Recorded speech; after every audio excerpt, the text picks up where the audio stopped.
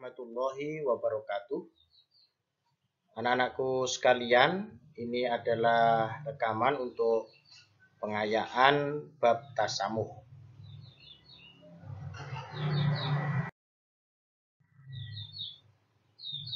Toleransi atau tasamuh itu kita kenal di dalam surat Al-Hujurat ayat 13.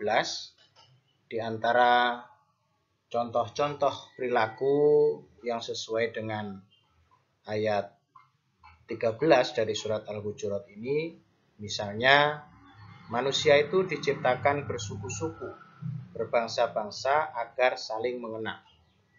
Jadi di sini yang kita tekankan adalah saling mengenal. Dengan saling mengenal akan muncul sikap saling menghargai, menghormati, yang dalam bahasa sehari-hari kita sering disebut dengan istilah toleransi atau tasamuh dalam bahasa Arab. Nah, sikap toleransi ini tidak memandang suku, bangsa, dan ras. Jadi kita harus semua suku, bangsa, bahkan beda agama sekalipun kita harus menghargai.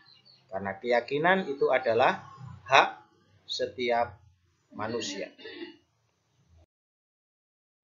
Nah, contoh-contoh perwujudan di dalam sikap toleransi yaitu yang pertama memberikan kesempatan kepada yang berbeda agama untuk beribadah sesuai dengan keyakinannya. Contohnya misalnya kita sedang mau mengadakan latihan basket, latihan bola voli, latihan termasuk kita mau belajar bersama. Kalau masih ada di antara sahabat kita, teman kita yang berbeda agama dengan kita, misalnya agamanya Kristen, mereka harus kebaktian dulu di gereja, maka kita harus toleransi, berilah kesempatan kepada mereka untuk mengikuti kebaktian dulu di gereja. Begitu juga yang Kristen misalnya menghormati yang Islam untuk sholat berjamaah terlebih dahulu, misalnya pas lagi asik belajar bersama, tiba-tiba ada azan untuk sholat duhur atau sholat asar, maka kita beri kesempatan kawan kita untuk beribadah.